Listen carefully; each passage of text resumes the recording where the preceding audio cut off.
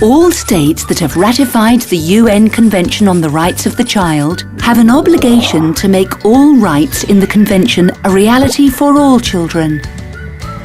Quality public investment in children is necessary to realise children's rights.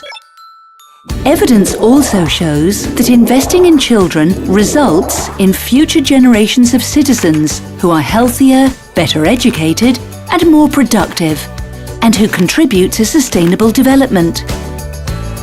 In a new general comment, the UN Committee on the Rights of the Child provides guidance to states on how to invest public resources to realise all children's rights. The committee makes it clear that states must prioritise children in their budgets. To achieve this, the 4 general principles of the Convention should be at the centre of states' decision on investment in children. States must not discriminate against any child through their resource mobilization, budget allocation, or spending of public funds. The best interest of the child should be a primary consideration in the budgetary process at all times. The right of children to life, survival, and development should be a cornerstone of the budget cycle of any state. States must ensure that children can participate in budget decisions, including by allocating the necessary resources for their participation. Did you know that during the process of drafting the General Comment, 2,700 children from around the world provided their opinions on how, when, and where to invest to make their rights a reality?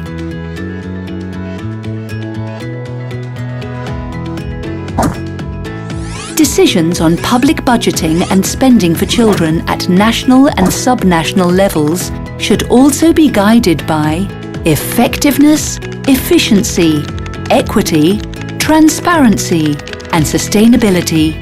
The 4 general principles of the Convention and these standards of public budgeting should inform the 4 stages of the public budgeting processes.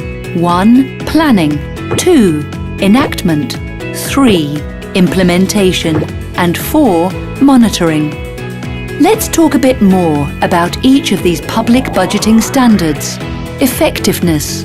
States should ensure that budgets are planned, implemented and monitored through a results-based approach to achieve concrete progress.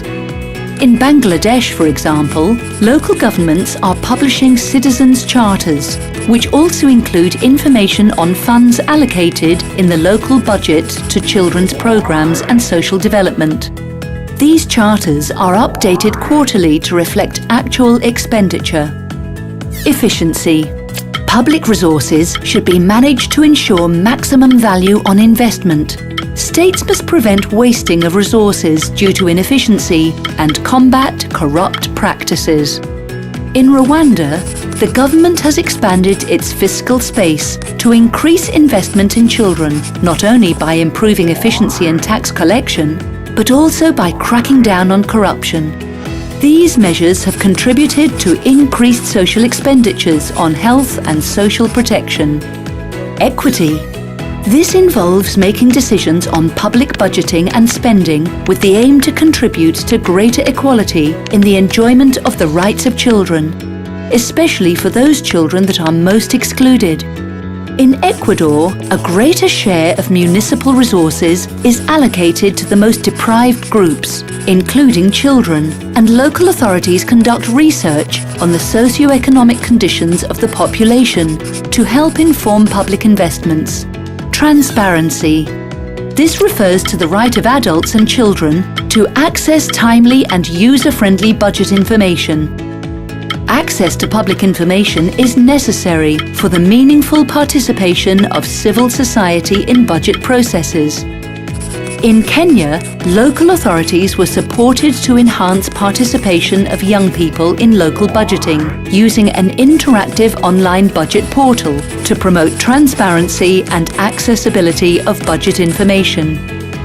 Sustainability.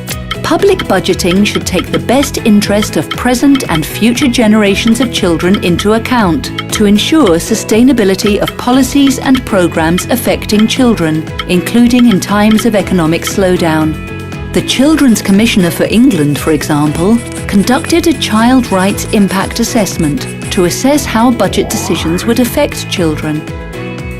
The general comment will also help states to deliver on commitments to children, included in the UN Human Rights Council resolution towards better investment in the rights of the child and in the Sustainable Development Goals. In addition to being a legal obligation under the Convention on the Rights of the Child, public investment in children is an important contribution to the sustainable development of any country. What will your country do to make this commitment a reality for children?